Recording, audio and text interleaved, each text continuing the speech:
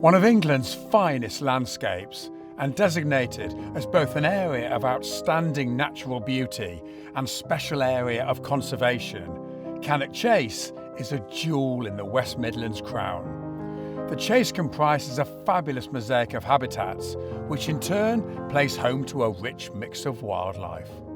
And with 2 million people living close by, the Chase is also valued for its scenic quality, cultural heritage and peace and tranquility it brings.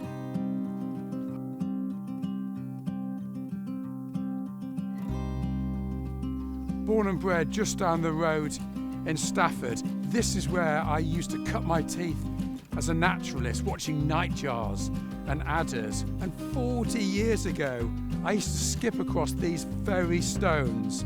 And coming back now, I'm keen to see how much the Chase has changed during that time. Who better to bring me up to speed than Ranger Karen Andrew? Having worked here for 10 years, she knows the Chase intimately. Karen, I can't tell you how wonderful it is to be back on the Chase, but perhaps we should explain why the Chase is so rich for wildlife. The Chase is so special because we've got so many different habitats. We've got our lowland heathland, we've got our ancient woodland, we've got some beautiful valley mires, all which support some very rare species for the Midlands. Now, you work as a ranger for Staffordshire County Council. What does your job entail? We are, as rangers, responsible for the day-to-day management of everything that you see happening on the country park. We're a presence on the site, and we also get involved with some of the management work, which will include litter picking right through to habitat management. So we do absolutely everything. Now, I'd imagine, like me, you're into wildlife and conservation is an important part of your job, but is it a big part? Unfortunately not. We are having to spend more and more time dealing with issues and impacts to Cannock Chase caused by some of our visitors. Since the 1800s, the UK has lost 80% of its lowland heath, with much remaining either degraded or fragmented. So of all the habitats on the Chase, this is perhaps the most precious. And when it comes to good quality heathland, big is always beautiful.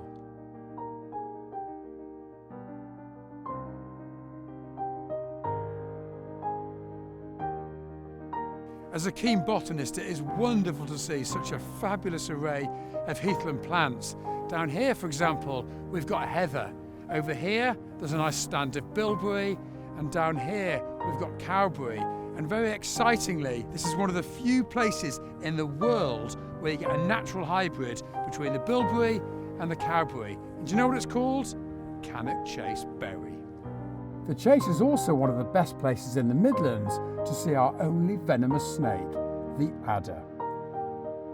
Current research has indicated that 90% of Britain's adder populations are declining, making the Chase an incredibly important refuge, not just for this species, but for other reptiles too, like grass snake and common lizard. And while relatively few people will have spotted an adder here, far more will have caught up with the Chase's most famous large resident, the fallow deer. The fallow population here is currently estimated to be around 600. And each autumn, the Chase reverberates to the sound of bucks fighting for access to the does.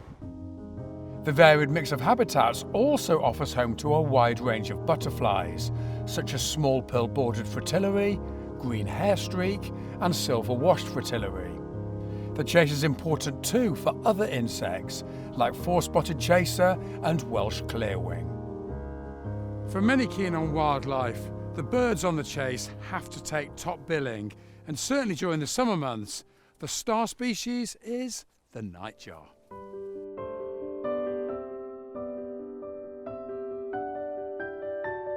Paul Hopwood spends all his spare time with the West Midlands Ringing Club and is obsessed about unravelling the secrets of this marvellous and mysterious species.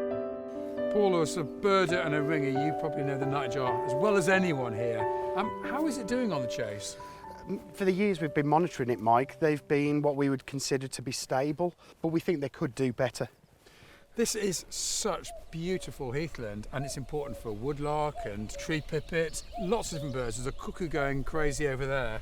How are these birds generally doing here? The increased use of the chase has seen an impact on the birds, so there's a lot of things that go on that we need to address. Dogs off leads in the breeding season will have a detrimental impact, and in just increased footfall, people trampling through this fantastic lowland heath is significantly impacting on the birds. And this is happening all the time, day in, day out, at night as well? At night time now we see an increased use in mountain bikers using high-powered lights, so the chase is used quite a lot. So no rest for the birds? No rest for the birds.